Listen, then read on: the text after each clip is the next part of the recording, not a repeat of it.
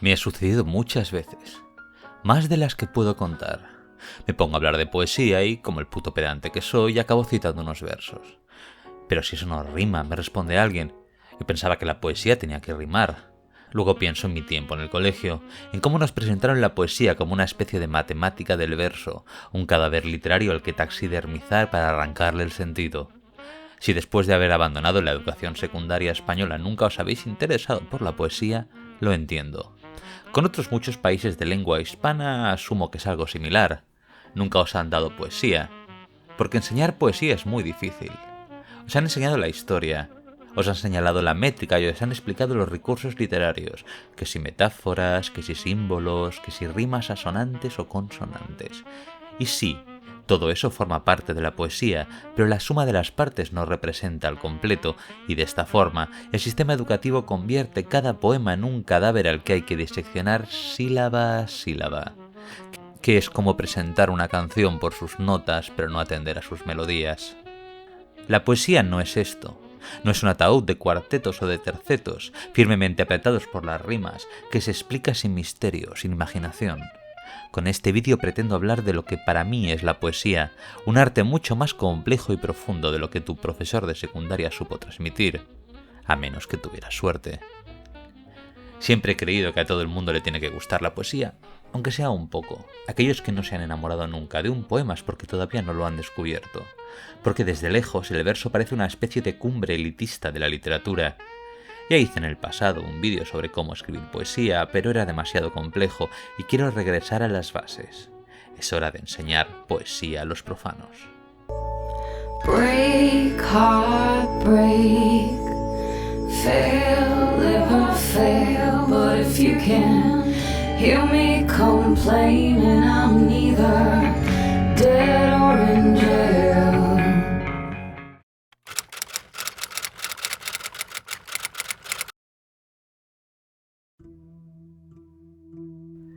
La historia de la poesía es larga y está llena de complejidad, pero voy a intentar explicarlo de la forma más sencilla posible. Su origen se remonta a la antigüedad, cuando el analfabetismo era casi completo y los relatos se transmitían de forma oral. La naturaleza oída y cantada de estos relatos requería de una estructura que la hiciera fácil de memorizar e incluso de musicalizar. Los poemas más antiguos que tenemos, a saber, el Gilgamesh, la Ilíada o la Odisea, son historias épicas diseñadas para transmitirse de memoria y en viva voz en un tiempo que no existía la imprenta y casi nadie sabía leer. Homero era ciego y no escribía, memorizaba. Sus obras nos han llegado gracias a quienes las escribieron en papel. Esta tradición se mantendría durante siglos y siglos. Incluso la Biblia está escrita en versículos.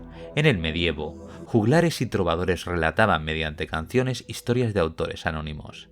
El Cantar del Mío Cid toma el verso medieval para explicar la larga gesta de Rodrigo Díaz de Vivar para reconquistar la península ibérica, y como casi todo texto medieval, su autor es anónimo. Pero sucedió un milagro tecnológico. A mediados del siglo XV, la imprenta de Gutenberg consiguió reproducir rápidamente las obras que hasta entonces se habían mantenido por la mano de copistas. Con este avance, la poesía oral pudo finalmente distribuirse en papel, dejando a su lado su rol como método de conocimiento de la historia y la cultura. La poesía se infiltró en nuevas disciplinas. Si bien el verso ya se utilizaba en el teatro antiguo, durante el resurgir del drama teatral en el siglo de oro español o la Inglaterra isabelina, el refinamiento del verbo instaló la poesía en la cultura popular. Desde Calderón de la Barca hasta William Shakespeare, estos autores reconocieron que el verso no solo hace las frases más memorables para los actores, sino también más bellas para el público. Todo esto se reforzaba en las estructuras que nuestros profesores de secundaria intentaron hacernos entender en su laboratorio: la métrica, la rima, las metáforas y los simbolismos. Todo estaba allí, sobre el escenario, y el público se deleitaba. Sueña el rico en sus riquezas, que más cuidados le ofrece. Sueña el pobre que padece su miseria y su pobreza. Sueña el que a medrar empieza, sueña el que agravia y ofende, sueña el que afana y pretende. Y en el mundo, en conclusión, todos sueñan lo que son, aunque ninguno lo entiende.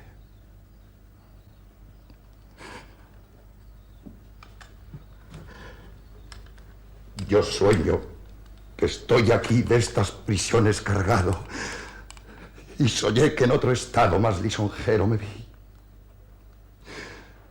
¿Qué es la vida? Un frenesí. ¿Qué es la vida? Una ilusión, una sombra, una ficción.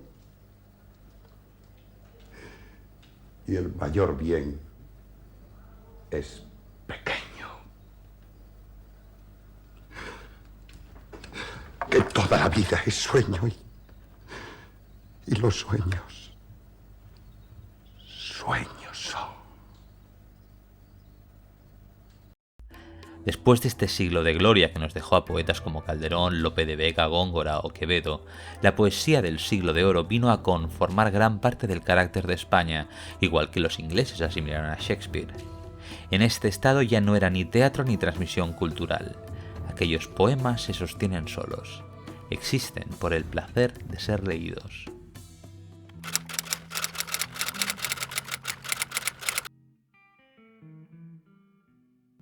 Hora de rebobinar hacia adelante y saltarnos varios siglos de forma irresponsable para llegar al 20, cambalache, problemático y febril.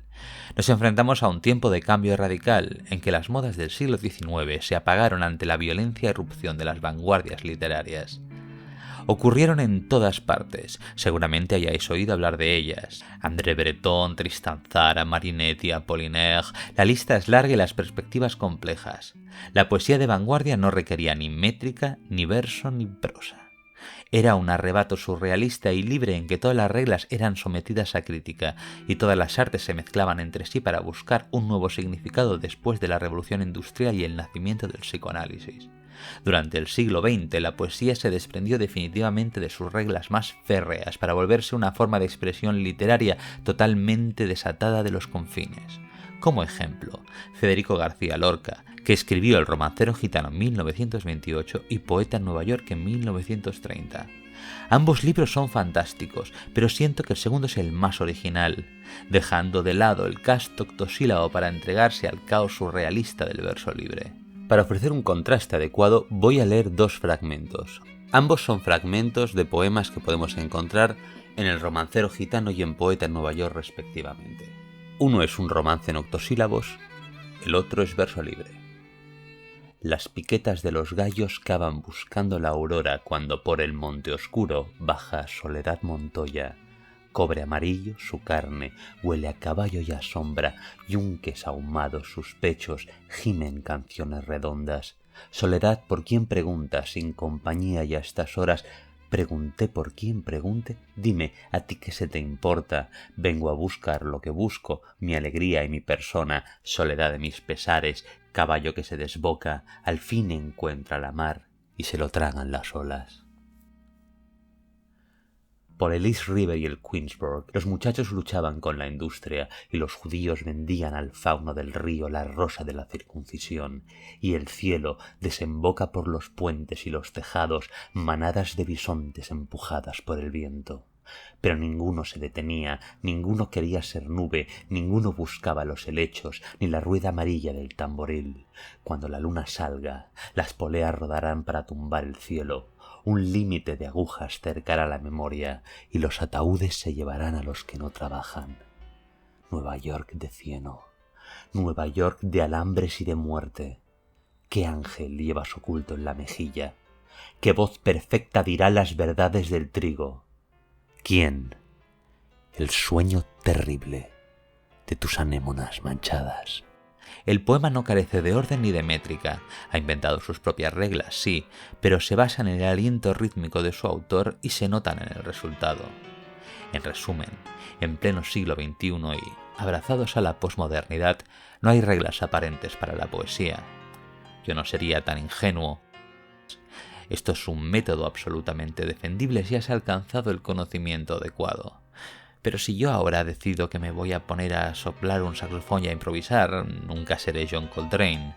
Para conseguir romper las reglas de la música, primero hay que haber estudiado el sentido de la melodía, su estructura, sus secretos, aprendiendo de los clásicos. Con la poesía es igual. Para hacer un poema sin métrica ni rima que sea verdaderamente poesía y no mala prosa recortada, debemos llevar asimiladas las lecciones del ritmo y la métrica. Así es como el poeta puede encontrar su propia voz.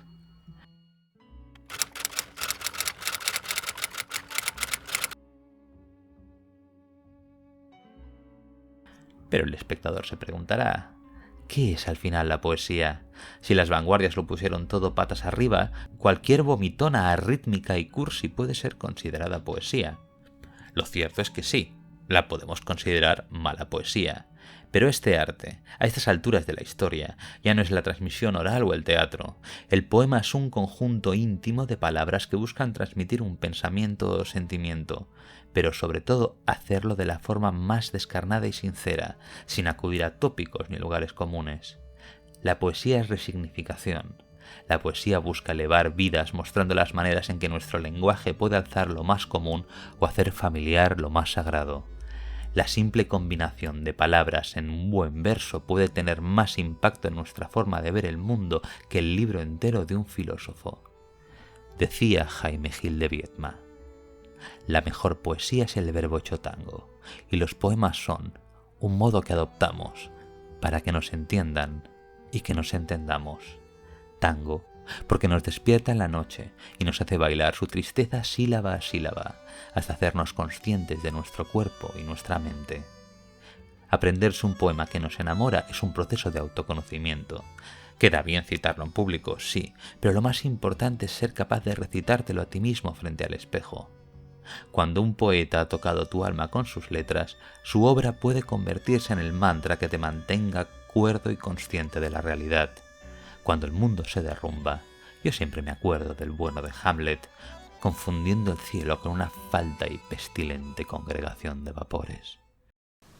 It appears no other thing to me but a foul and pestilent congregation of vapors. Escribir un poema se parece a una oración que gritamos al cielo, una reafirmación de nuestras ganas de vivir en un mundo aberrante, pero no por ello menos digno de ser amado.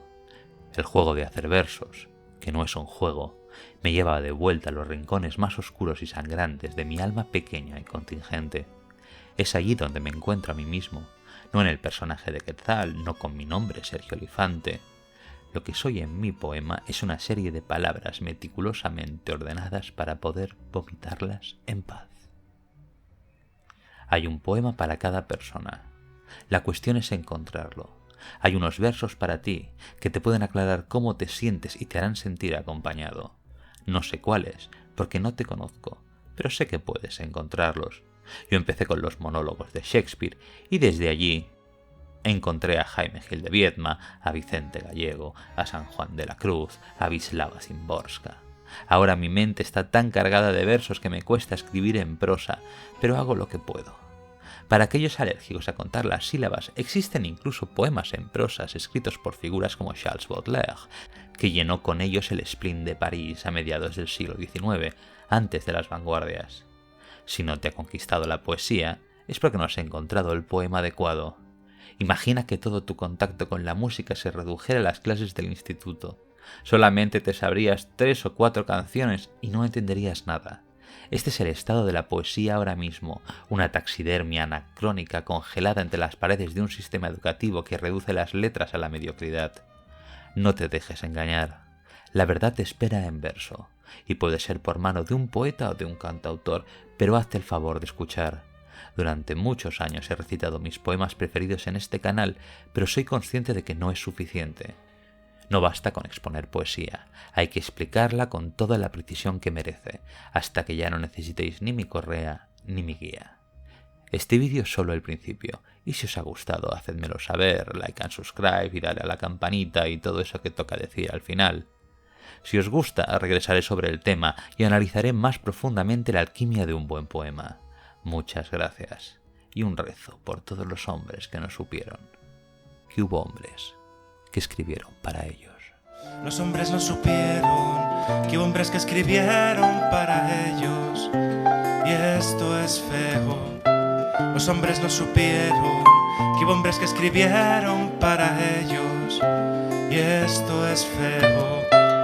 Ningún campesino, no, ningún compañero, no, ningún obrero ha leído hablas de Otero. Neruda, los esclavos de Chile, no se saben tus versos. Neruda, los esclavos de Chile no se saben tus versos, y los inditos peruanos hambrientos no saben quién fue César Vallejo.